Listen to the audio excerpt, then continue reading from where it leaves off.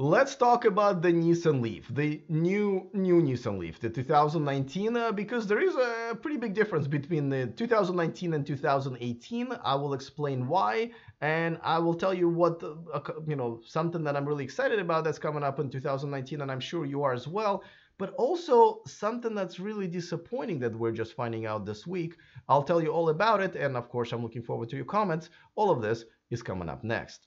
Taking over the world, electrifying the world, E4 Electric! Welcome to E4 Electric, your number one source of unbiased electric car news. If this is your first time here, well, I'm very excited because we talk about electric car universe and all of these exciting things that are happening every day. Few times a day sometimes. So go ahead and click on that subscribe button so you don't miss anything moving forward. Let's talk about the new Nissan Leaf. Now, as I've reported quite a few times now, and I was just at the LA Auto Show, and this is the report that I filed that you can see on my channel in my channel video library, because even though the Alliance, the Nissan Mitsubishi Renault Alliance CEO have been arrested, they're kind of trying to distance themselves from that.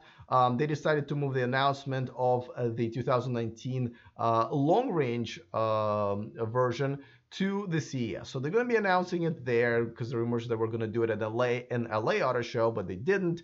But what they did say is that they are moving forward with their timeline. So the announcement will come later, but the timeline is still the same, and I believe they will start producing them in March.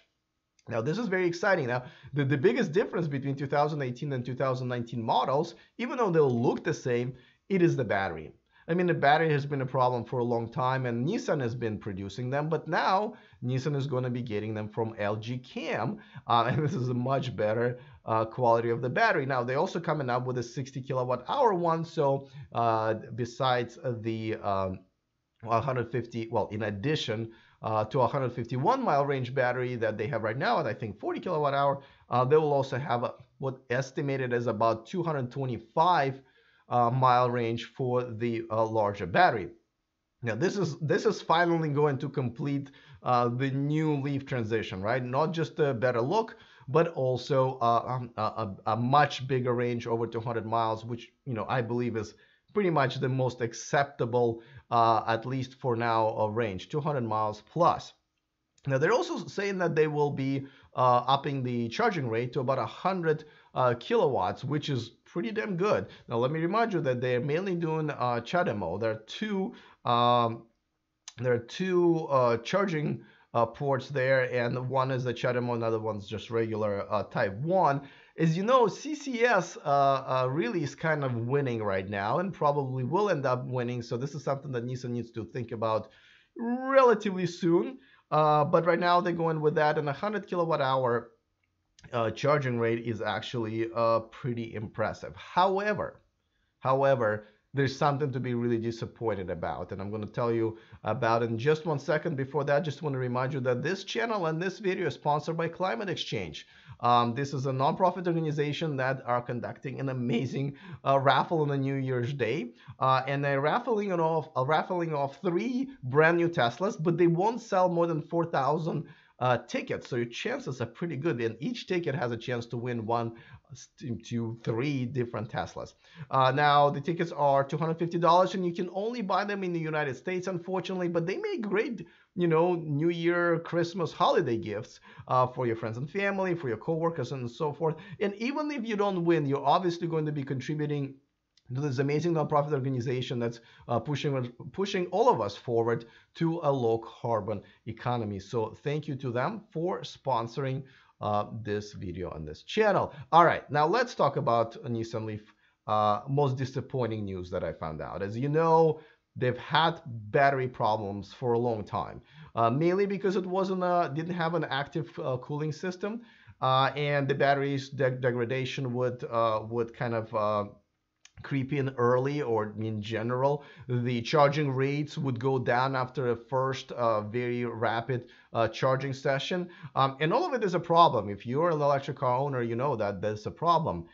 And now the news is pretty much the opposite of what I think all of you expected. They're not going to have an active cooling system in the 2019 Nissan Leaf. They're going to have passive cooling system, which is basically essentially just cool it off with the wind that's going through the car, not with the liquid that's being pushed around the battery, gathering all of the heat, most of the heat, and then being cooled down right next to the battery, and then rinse and repeat, like literally. So boy, I feel like Nissan just didn't even listen to any of us. I mean, this has been one problem with these cars from the first generation. Let me remind you, they've been making this for 8 years now. I just don't understand. I'm kind of speechless when I saw this. I think yesterday when the kind of a news broke that they're not going to do the active thermal management system.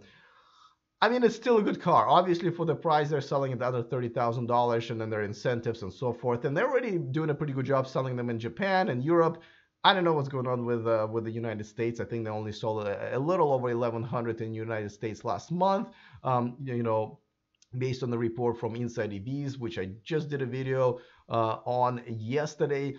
Let me know. This is really about crowdsourcing their feedback from the community. Not that they seem to listen to us, but nevertheless, I'm interested to find out. Do you guys think what's happening is good enough with a bigger range and the new body style and the new LG batteries, but with a passive cooling system?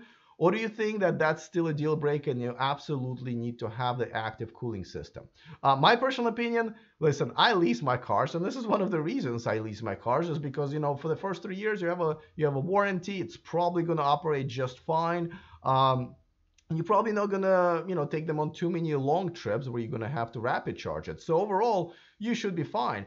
But once you return it after 3 years and the warranty expires and the battery starts to actually degrade, which seems to be what's going to happen, probably not as bad as before.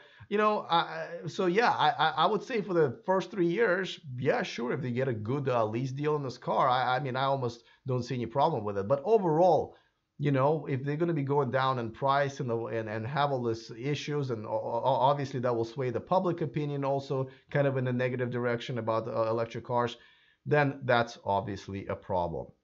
Well, let me know what you guys think. I'm really interested in seeing if this is still a deal breaker, or do you guys think it is acceptable? All right, looking forward to that. Other than that, remember to stay charged.